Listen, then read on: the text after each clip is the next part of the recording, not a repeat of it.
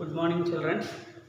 ఈరోజు మనం final బీఎస్సీలో elective paper 6th సెమిస్టర్లో మనం నేర్చుకున్న క్లాసిఫికేషను, అదే బయోమాలిక్యూల్స్ క్లాసిఫికేషన్ అది నేర్చుకున్నాం. తర్వాత ఇప్పుడు మనం స్ట్రక్చర్ ఆఫ్ గ్లూకోజ్, దానికి సంబంధించి అలాగే ప్రోటీన్స్ క్లాసిఫికేషన్ గురించి మనం ఇప్పుడు నేర్చుకుందాం. Structure of glucose, structure of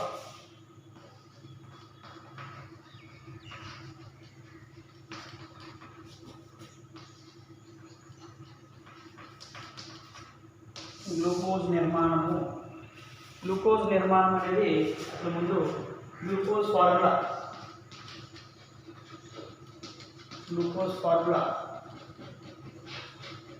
glucose సాధారణ ఫార్ములా సాంకేతికం C6H12O6.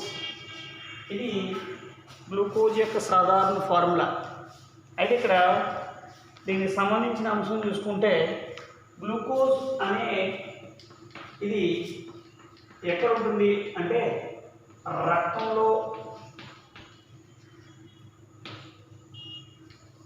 ఇది 70 నుంచి 110 ఫర్ 100 ml. ఒక 100 ml రక్తంలో ఇది 70 నుంచి 100 మిల్లీగ్రాములు mg. అయితే ఇది మొక్కల్లో స్టార్చ్ రూపంలో నిలవ ఉంటుంది.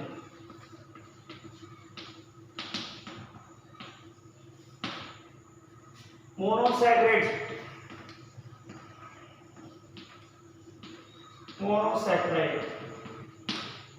కాబట్టి జల విశ్లేషణ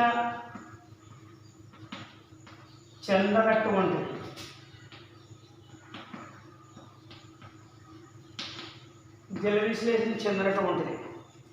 అయితే ఇక్కడ కండరాల్లో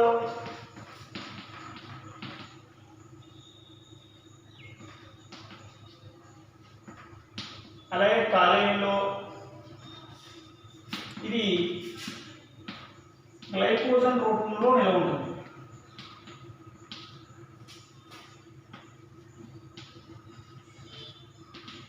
మనకి శక్తి అవసరమైనప్పుడు తక్షణమే ఇది శక్తిని ఇవ్వడానికి వెంటనే ఉపయోగపడుతుంది. అలాగే దీంట్లో ఇది ఎక్సోజ్ రూపం కనుక దీన్ని ఏ ఆకారం అంటే షడ్భుజాకారం. ఏ ఆకారం అండి? షడ్భుజాకారం.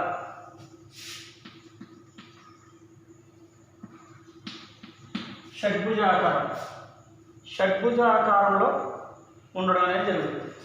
అయితే దీని యొక్క ఫార్ములా ప్రకారం చూసుకుంటే C6H12O6 ఇది మోనోసాకరైడ్స్ అని చెప్పుకున్నాం. అలాగే రక్తం అవసరమైనప్పుడు ఇది ఉంటుందని చెప్పుకున్నాం. అయితే దీని యొక్క స్ట్రక్చర్ చూసుకుంటే దీనికి ఉన్న ఈ ఫార్ములా ప్రకారం 6th కార్బన్, అలాగే ఒక హాల్డోస్ గ్రూపు, 5 హైడ్రాక్సిల్ గ్రూపులు ఉండడం జరిగింది. ఈ 6R కార్బన్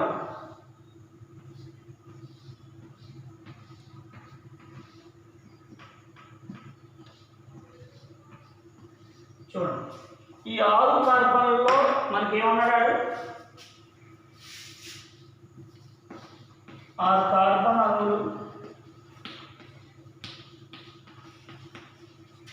ఒక aldose group, 5 hydroxy group, 5 hydroxy group. చూద్దాం. 1 2 3 4 5 6 ఇది ఆల్డోస్ గ్రూప్. మిగతావన్నీ hydroxyl group.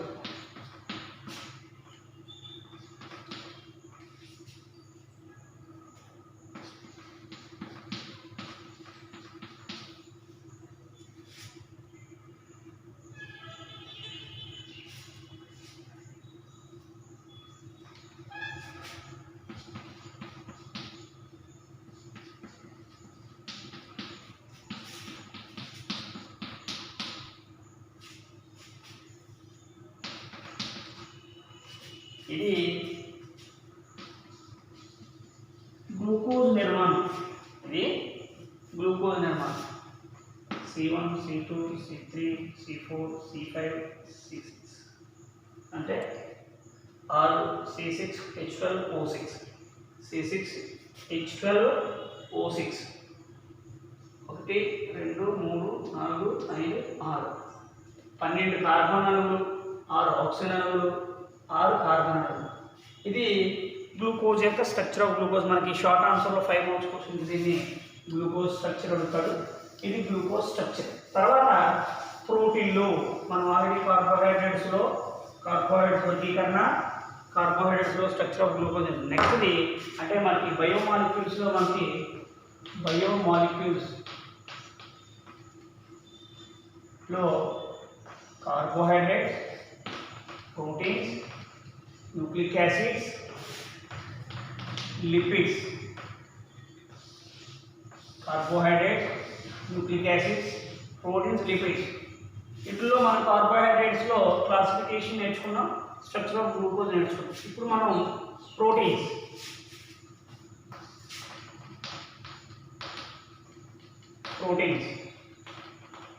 మాంసకృత్తులు. Protein general characters, ప్రోటీన్లో వర్గీకరణ డిఫరెంట్గా ఉంటుంది. ఒక క్లాస్లో అవ్వదు, నెక్స్ట్ క్లాస్లో కూడా దీని గురించి బ్రీఫ్గా ఎక్స్ప్లెయిన్ చేస్తాను. అయితే ప్రోటీన్లు అనేవి ఎలాగా, దీని ఫస్ట్ ప్రోటీన్స్ని మల్టర్ అనే 1873లో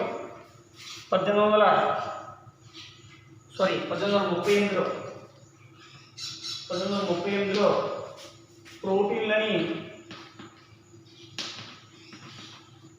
నామకరణం చేయడం జరిగింది. మల్టర్ అయిన దీన్ని చేయడం జరిగింది. అయితే అసలు ప్రోటీన్ల నామకరణం 1938లో చేస్తే ప్రోటీన్లు ఇవి ఎలా ఉంటాయి ఏంటి అనే అంశాల గురించి ఫస్ట్ మనం మల్టర్ 1838 నేమ్ అనౌన్స్ అన్నమాట, పేరు పెట్టడం జరిగింది. ఏమని? మాంసకృత్తులని.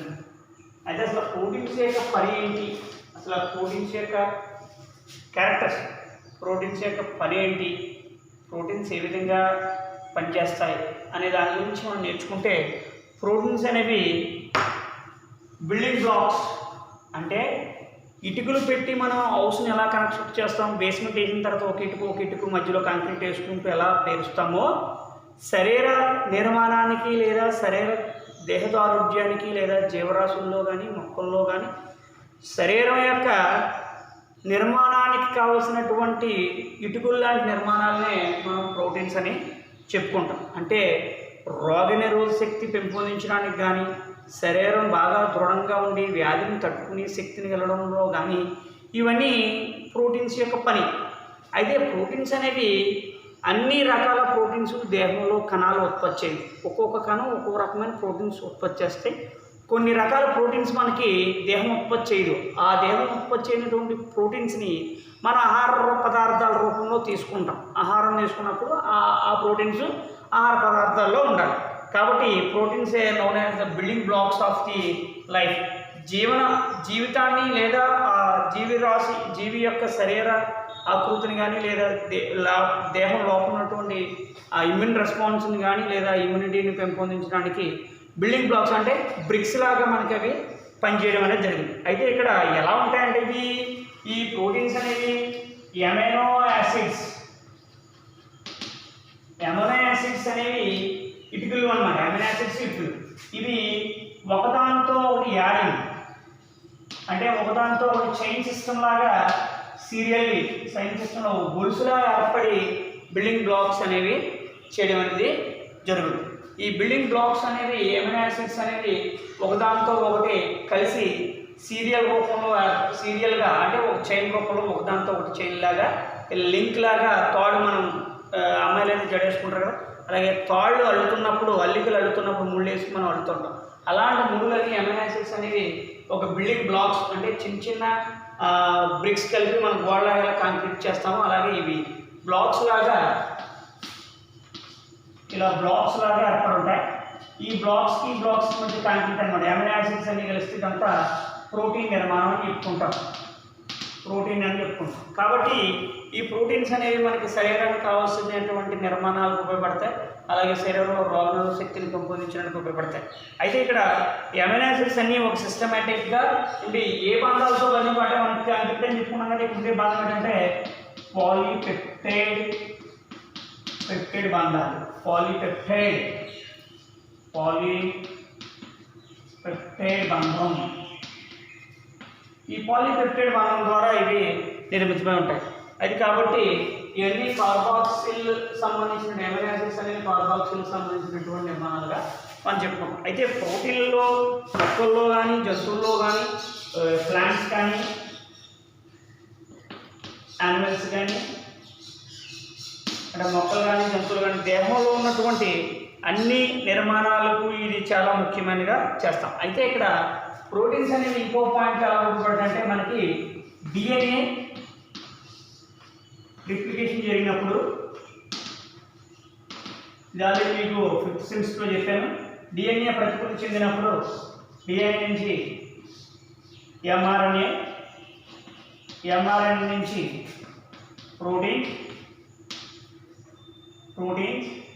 ప్రోటీన్ నుంచి అమినో యాసిడ్స్. దీన్ని ట్రాన్స్క్రిప్షన్ అని, దీన్ని ట్రాన్స్లేషన్ అని, ఇక్కడ సింథసిస్ జరిగిన తర్వాత అమినో యాసిడ్స్. అంటే ఇక్కడ ఈ ప్రోటీన్స్ అనేవి డిఎన్ఏ రిప్లికేషన్లో లేదా డిఎన్ఏ ప్రకృతిలో మంచి సమాచార వాహకాలుగా పనిచేస్తాయి. అంటే డిఎన్ఏ ప్రకృతి చెందుతున్నప్పుడు ఈ డిఎన్ఏ ఎంఆర్ఎన్ఏ లేదా ఎంఆర్ఎన్ఏ డిఎన్ఏ ఇలా ఏర్పడుతున్న ప్రోటీన్స్ అనేవి ఎలా పనిచేస్తాయంట, సమాచార కేంద్రకంగా పనిచేస్తాయి. ప్రోటీన్లు ఎలా పనిచేస్తాయండి, డిఎన్ఏ ప్రకృతి చెందుతున్నప్పుడు డిఎన్ఏ ఏదైతే ఉందో డిఎన్ఏ జన్యు పదార్థము ఒక తరం నుంచి ఇంకో తరాన్ని పంపిస్తుంది జన్యు పదార్థాలు. కాబట్టి డిఎన్ఏ ప్రతికృతి చెందుతున్నప్పుడు, డిఎన్ఏ రిప్లికేషన్ జరుగుతున్న ప్రతికృతి చెందుతున్నప్పుడు ఈ ప్రోటీన్స్ అనేవి సమాచార వాహకాలుగా లేదా సమాచార కేంద్రకాలుగా మనకి పనిచేయడం అనేది జరుగుతుంది. కాబట్టి ప్రతిగ్రహం ఆల్రెడీ చెప్పుకున్నట్టు ప్రతిగ్రహం అన్ని రకాల ప్రోటీన్లు ఉత్పత్తి చేయలేవు. కొన్ని మనం ఆహార రూపంలో మనం తీసుకుంటాము. అయితే ప్రోటీన్లో ఉండే ముఖ్యమైన సమాచారం ఏంటంటే carbon, hydrogen, oxygen, nitrogen, sulphur లాంటివి ఉంటాయి. అయితే ఇక్కడ ఇవి carbon, hydrogen, oxygen, nitrogen, sulphur. ఇవి ఆల్రెడీ మనం ఇక్కడ బయోమాలిక్యూల్స్లో చెప్పుకున్నప్పుడు కూడా మనకి మెయిన్ ఇంపార్టెంట్ బయోమాలిక్యూల్స్ అని కూడా చెప్పుకోవడం జరిగింది. అయితే ప్రోటీన్స్లో నెక్స్ట్ పాయింట్ చూసుకుంటే ప్రోటీన్స్ అనేవి ఎక్కువ అనుభవాలను కలిగి ఉంటాయి. ఎక్కువ అనుభవం ఐరన్ మాలిక్యులర్ వెయిట్ అన్నమాట. ఎలా అంట 700 నుంచి 10 lakhs, 700 నుంచి ఇవి మనకి 6,000 to 10 lakhs, 10,000 లక్షల వరకు.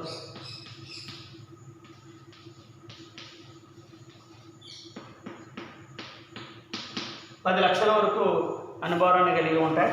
కాబట్టి ఇది దీని అనుభవం. తర్వాత ఇవి ఎలా ఉంటాయి, కణంలో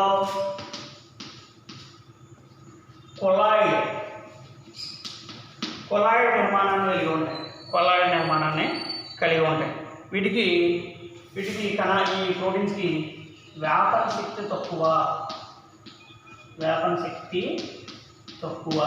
ఇవి కణానికి స్థిరత్వాన్ని కలిగి ఉంటాయి.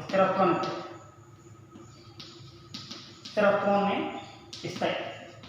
కణానికి ఇవి స్థిరత్వాన్ని ఇస్తాయి. వ్యాపన శక్తి తక్కువ. ఇవి కణానికి స్థిర ఆకారాన్ని కానీ స్థిరత్వాన్ని కానీ ఇవ్వడం అనేది జరుగుతుంది. నెక్స్ట్ వీటి యొక్క ద్రావణీయత కానీ లేదా ఎలా ఉంటుందంటే ద్రావణీయత అనేది తక్కువగా ఉంటుంది. ద్రావణత అనేది తక్కువగా ఉంటుంది లేదా భిన్నంగా ఉండి తేలిగ్గా ఉండి జల విశ్లేషణ చెంది చిక్కబడతాయి. జల విశ్లేషణ చెంది చిక్కబడతాయి అంటే జల విశ్లేషణ చెంది చిక్కగా తయారవుతాయి అన్నమాట. తర్వాత వీళ్ళ యొక్క ఏటి మీద ఆధారపడతాయి ప్రోటీన్స్ అన్నిటికీ మనం ముఖ్యంగా చూడండి pH, టెంపరేచర్ అంటే ఉష్ణోగ్రత, రసాయనిక కారకాలు కెమికల్ ఫ్యాక్టర్స్, రసాయనిక కారకాలు అంటే pH మరియు ఉష్ణోగ్రత మరియు రసాయనిక కారకాలు అనేవి స్పందనం చెందుతాయి. తర్వాత వీటి యొక్క ముఖ్యంగా చూసుకుంటే వీటికి ఎలా ఉంటుందంటే అధిక పీడనం,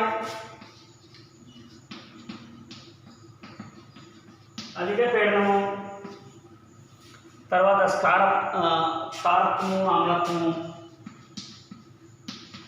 ఆమ్ల క్షారత్వాలు అలాగే ప్రోటీన్లో దాన్ని ఏమంటామంటే వికలతకు దారితీస్తాయి. అంటే ప్రోటీన్ విచ్ఛిన్నం జరగడానికి దారితీస్తాయి. వికలతకు దారితీస్తాయి అధిక పీడనం వల్ల, ఆమ్లత్వం వల్ల, క్షారత్వం వల్ల. అలాగే ప్రోటీన్ అణువులకు, నీటి అణువులకు, ప్రోటీన్ మరియు నీటి అణువులకు మధ్య జల విశ్లేషణ చెంది ప్రోటీన్ అణువులకు, నీటి అణువులకు మధ్య జల విశ్లేషణ లేదా ఆకర్షణ ఉండడం వల్ల ఇవి తలతెన్నులు కలిగి ఉంటాయి. ఆకర్షణ ఉండడం వల్ల తలతన్నితను కలిగి ఉంటాయి. నెక్స్ట్ నీటిలో మరియు ప్రోటీన్ల అయనీకరణం చెంది నీటితో ఇవి వాటర్తో కలిపి ఇవి అయనీకరణం చెంది ప్రోటీన్లు అయనీకరణం చెంది నీటి అణువులతో ఇవి అయనీకరణం చెంది ఎలా ఉంటాయంటే ద్విస్వభావం మరియు ట్విట్టర్ అయాలుగా విడిపోతాయి. ద్విస్వభావం చెంది ట్విట్టర్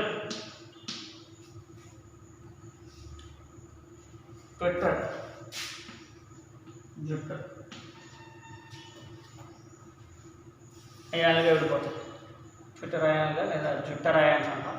ఇవి ధన రుణావేశాలను కలిగి ఉంటాయి, విద్యుదావేశాలను ఏర్పరుస్తాయి. ఇవి ప్రోటీన్ యొక్క సాధారణ లక్షణాలు. అయితే ప్రోటీన్ల వర్గీకరణ చూసుకుంటే ఒక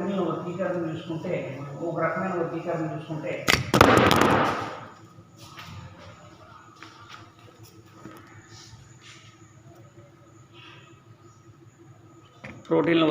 చూసుకుంటే మనకి ప్రైమరీ అయితే మన ప్రోటీన్ల వర్గీకరణ చూసుకుంటే ప్రోటీన్స్ని ఫస్ట్ వర్గీకరణ ప్రకారం చూసుకుంటే ప్రోటీన్స్ అనేవి మనకి structural models of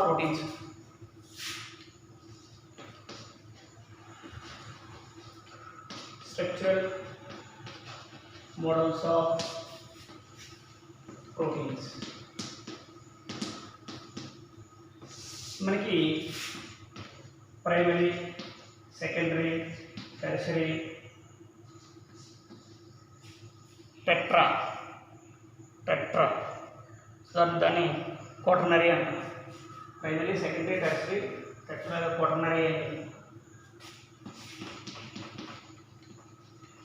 primary structure proteins. తర్వాత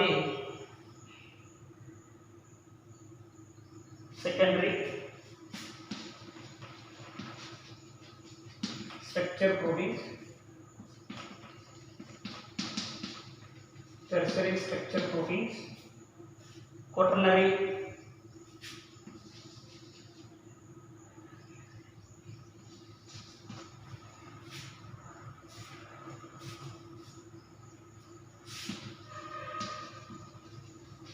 స్ట్రక్చర్ ప్రోటీన్స్. ఇలా మనం 4 రకాలుగా వర్గీకరిస్తాం. అయితే ఇక్కడ ప్రైమరీ దానికి వచ్చేసరికి లీనియర్ అంటే బాగా లీనియరీ, లీనియర్లీ అంటే బాగా ఒకే వరుసలో పాలిపెప్టైడ్ చైన్ అనేది ఒకే వరుసలో పాలిపెప్టైడ్ చైన్ ఫామ్ అయితే ఫామ్ అయిన తర్వాత ఎమినో యాసిడ్స్ ఎమినో యాసిడ్స్ అనేవి ఒకే వరుసలో లీనియర్గా ఏర్పడతాయి. దాన్ని పాలిపెప్టైడ్ చైన్ అనేది linear polypeptide chain form by the amino acids. తర్వాత సెకండరీ స్ట్రక్చర్ ఆఫ్ ప్రోటీన్స్ చూసుకుంటే ఇక్కడ మనకి హైడ్రోజన్ బాండ్ అనేది పాలిపెప్టైడ్ చైన్ ఈ హైడ్రోజన్ బాండ్ అనేది పాలిపెప్టైడ్ చైన్తో బంధించబడి ఫోల్డెడ్గా ముడతలుగా ఉంటుంది. అలాంటి వాటిని సెకండరీ స్ట్రక్చర్ ఆఫ్ ప్రోటీన్స్ అని చెప్పుకుంటాం. తర్వాత టెర్షరీ స్ట్రక్చర్ ప్రోటీన్స్లో వచ్చేసరికి ఫోల్డింగ్ ఆఫ్ పాలిపెప్టైడ్ చైన్స్ ఇవి ఎక్కువ ముడతలు పడి ఉంటాయి. ఇవి టెర్షరీ అని చెప్పుకుంటాం. తర్వాత క్వాంటరీ structure of multiple polypeptide chains అనేవి ఎక్కువ రకమైన పాలిపెప్టైడ్ చైన్స్ అనేవి ఏర్పడదాన్ని క్వాటర్నరీ అని మనం చెప్పుకుంటాం. ఇవి ప్రోటీన్ యొక్క వర్గీకరణలో మొదటి వర్గీకరణ. తర్వాత వర్గీకరణ చూసుకుంటే మనకి జనరల్ క్లాసిఫికేషన్ ఆఫ్ ప్రోటీన్ మాంసకృతుల వర్గీకరణ చూసుకుంటే ఫస్ట్ది క్లాసిఫికేషన్ ఆఫ్ ప్రోటీన్ చూసుకుంటే ద్రావణీయత ఆధారంగా ప్రోటీన్. ఫస్ట్ది ద్రావణీయత ఆధారంగా ఒక రకమైన వర్గీకరణ. రెండు భౌతిక రసాయనికంగా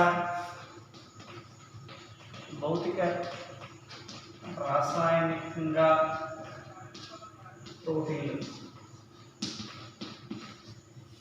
మూడు భౌతిక రసాయనిక పరంగా ప్రోటీన్లు. తర్వాత ఉత్పన్న ప్రోటీన్లు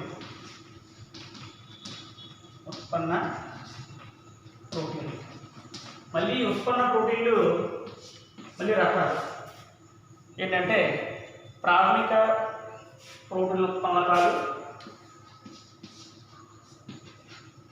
ప్రాథమిక ఉత్పన్నక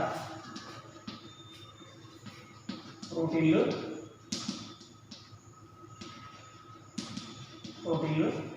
ద్వితీయ ఉత్పన్నక ప్రోటీన్లు.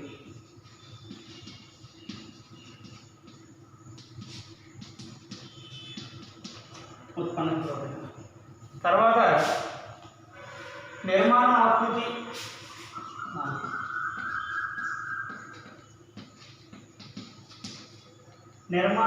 పరంగా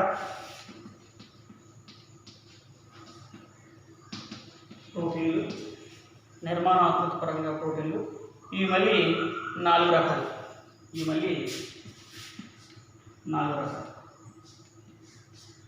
ఈ నాలుగులో ఫస్ట్ ప్రాథమిక నిర్మాణ ప్రోటీన్లు.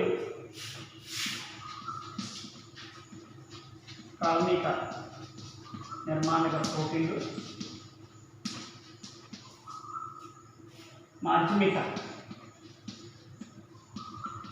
నిర్మాణ ప్రోటీన్లు, తృతీయ నిర్మాణ ప్రోటీన్లు,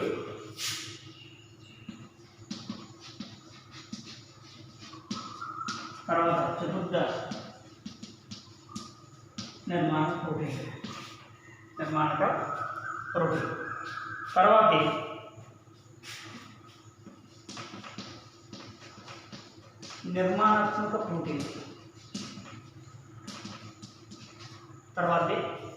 నిర్మాణాత్మక ప్రోటీన్. తర్వాత క్రియాత్మక ప్రోటీన్లు, నిష్క్రియాత్మక ప్రోటీన్లు.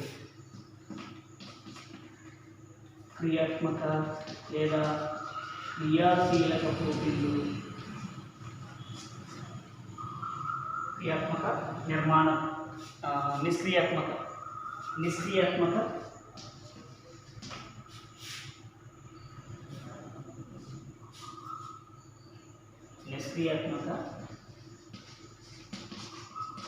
ప్రోటీన్లు. ద్రావణిక ఆధారంగా ప్రోటీన్లు, భౌతిక రసాయనిక పరంగా ప్రోటీన్లు, ఉత్పన్న ప్రోటీన్లు, ప్రాథమిక ఉత్పన్నక ప్రోటీన్లు, ద్వితీయ ఉత్పన్నక ప్రోటీన్లు, నిర్మాణ ఆకృతి పరంగా ప్రోటీన్లు, ప్రాథమిక నిర్మాణ ప్రోటీన్లు, మాధ్యమిక లేదా తృతీయ నిర్మాణ ప్రోటీన్లు, తృతీయ నిర్మాణ ప్రోటీన్లు, చతుర్థ నిర్మాణం. తర్వాత నిర్మాణాత్మక ప్రోటీన్లు, క్రియాశీలకంగా ప్రోటీన్లు, నిష్క్రియాత్మకంగా ప్రోటీన్లు. అయితే ఇక్కడ మనకి ప్రోటీన్లు రసాయనిక స్వభావం ఈ ప్రోటీన్లు అయితే రసాయనిక స్వభావం ఆధారంగా ప్రోటీన్స్. మళ్ళీ ఇవి కాకుండా మళ్ళీ రసాయనిక స్వభావం ఆధారంగా ప్రోటీన్స్. నెక్స్ట్ క్లాస్లో మళ్ళీ వీరి యొక్క వివరాలు పూర్తి వర్గీకరణ అంశాల గురించి నేను చెప్తాను. అదే ఇక్కడ రసాయనిక స్వభావం ఆధారంగా ప్రోటీన్స్, రసాయనిక స్వభావం ఆధారంగా రసాయనిక స్వభావం ఆధారంగా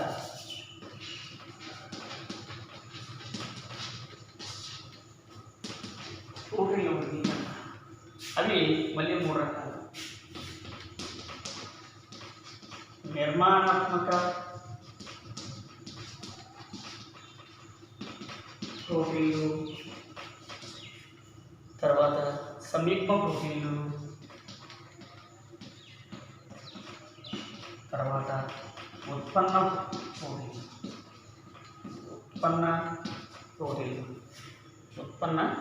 ప్రోటీన్లు. సరళ ప్రోటీన్కి ఆల్బుమిన్ ఎగ్జాంపుల్.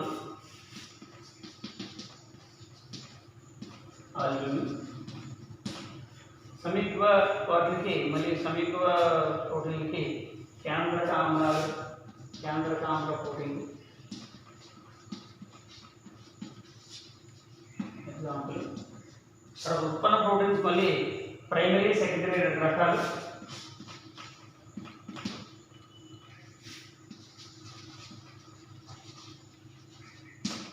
ప్రైమరీకి, సెకండరీకి. ప్రైమరీకి ఎగ్స్, గుడ్డు సొన, దీనికి ప్రోటీన్. ఇవి ప్రోటీన్ల యొక్క వర్గీకరణ. మిగతా క్లాసులో మళ్ళీ క్లుప్తంగా విభిన్న రకాలు ఉన్నాయి, దానికి సంబంధించిన అంశాలు మనం ఇందులో చూద్దాం. థ్యాంక్ యూ అన్నాడు.